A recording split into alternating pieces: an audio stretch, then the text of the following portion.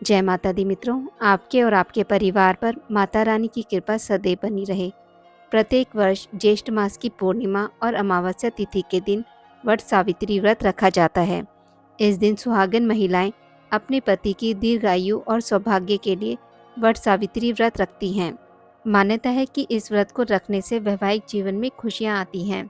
इस विशेष दिन पर वट वृक्ष यानी बरगद के पेड़ की पूजा की जाती है। मान्यता है कि इस वृक्ष में भगवान ब्रह्मा, विष्णु और महेश वास करते हैं। इस दिन बरगद के पेड़ की पूजा करने से पति और परिवार को सौभाग्य का आशीर्वाद मिलता है और पति को अकाल मृत्यु का भय टल जाता है। वट सावित्री व्रत के दिन पतिव्रता स्त्री वट वृक्ष की परिक्रमा करती है और चारों ओर कलावा बांधती है। माना जाता है कि ऐसा करने से पति की लंबी उम्र और संतान की प्राप्ति की मनोकामना पूर्ण हो जाती है। साल 2024 में वट सावित्री व्रत 6 जून दिन गुरुवार को मनाया जाएगा। अमावस्या तिथि प्रारंभ होगी 5 जून को शाम 7:54 पर। अमावस्या तिथि समाप्त होगी 6 जून को शाम 6:07 पर। उदया तिथि के अनुसार 6 जून दिन गुरुवार को वट सावित्री व्रत रखा जाएगा। इस दिन पूजा विधि।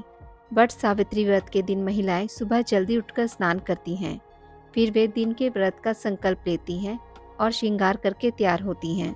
वे इस दिन पीला सिंदूर भी लगाती हैं क्योंकि यह शुभ माना जाता है। इस दिन बरगद के पेड़ के नीचे सावित्री, सत्यवान और यमराज की मूर्ति रखनी चाहिए।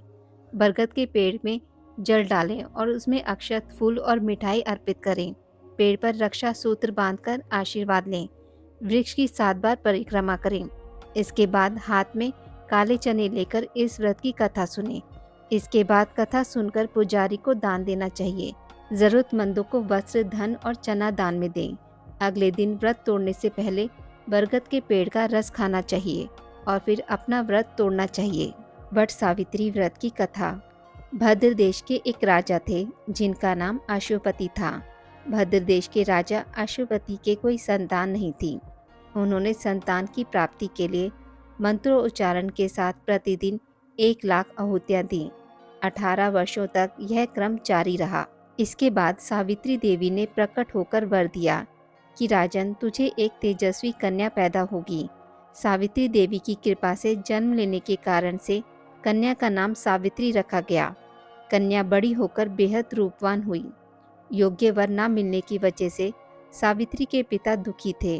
उन्होंने कन्या को स्वयं तलाशने भेजा। सावित्री तपोवन में भटकने लगी। वहाँ साल्व देश के राजा घुमतसेन रहते थे क्योंकि उनका राज्य किसी ने छीन लिया था। उनके पुत्र सत्यवान को देखकर सावित्री ने पति के रूप में उनका वरण किया। ऋषि राज नारद को जब यह बात पता चली तो वह राजा अश्वपति के पास पहुँचे और कहा कि हे राजन, यह क्या कर रहे हैं आप? सत्यवान गुणवान है, धर्मात्मा है और बलवान भी है, पर उसकी आयु बहुत छोटी है। वह अल्पायु है। 1 वर्ष के बाद ही उसकी मृत्यु हो जाएगी।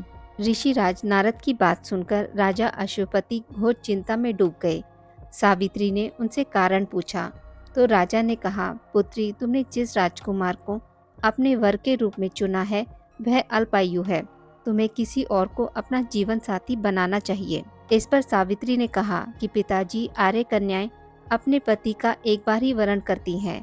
राजा एक बार ही आज्ञा देता है और पंडित एक बार ही प्रतिज्ञा करते हैं और कन्यादान भी एक ही बार किया जाता है। सावित्री हट करने लगी और बोली, मैं सत्यवान से ही विवाह करूंगी।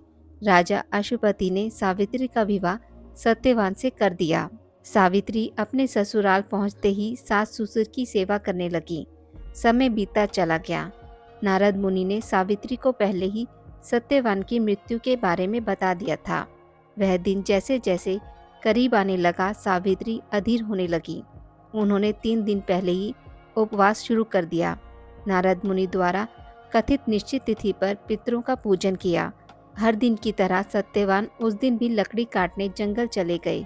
साथ में सावित्री भी गई। जंगल में पहुंचकर सत्यवान लकड़ी काटने के लिए एक पेड़ पर चढ़ गए। तभी उसके सिर में तेज दर्द होने लगा। दर्द से व्याकुल सत्यवान पेड़ से नीचे उतर गए। सावित्री अपना भविष्य समझ गई। सत्यवान के सिर को गोद में रखकर सावित्री सत्यवान का सिर सहलाने लगी। तभी वहां यमराज आते दिखे। यमराज अपने साथ सत्यवान को ले जाने लगे। सावित्री भी उनके पीछे पीछे चल पड़ी।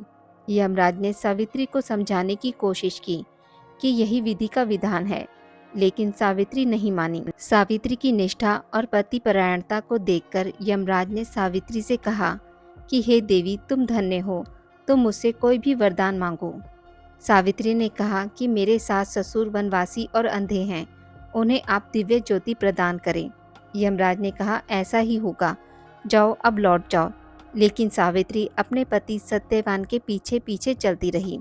यमराज ने कहा देवी, तुम वापस जाओ।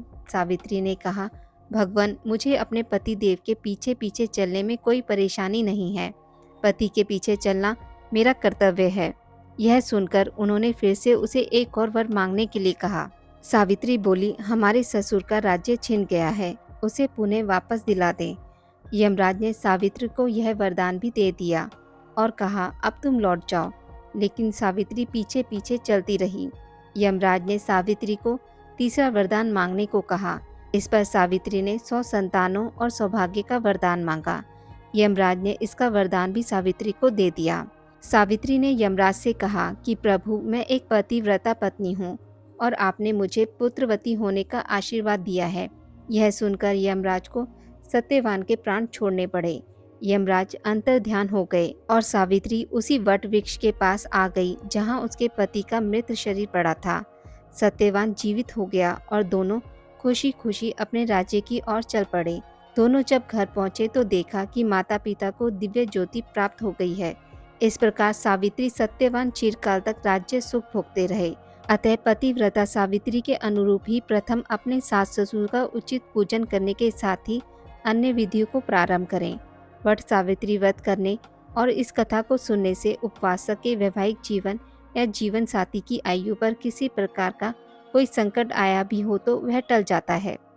आज की इस वीडियो में बस इतना ही। मित्रों, अगर आपको मेरी वीडियोस पसंद आती हैं तो इसे लाइक और शेयर ज़रूर करें और पूजा पाठ से जुड़ी जानकारी के लिए मेरे चैनल को सब्सक्राइब करना ना भूलें। धन्यवाद।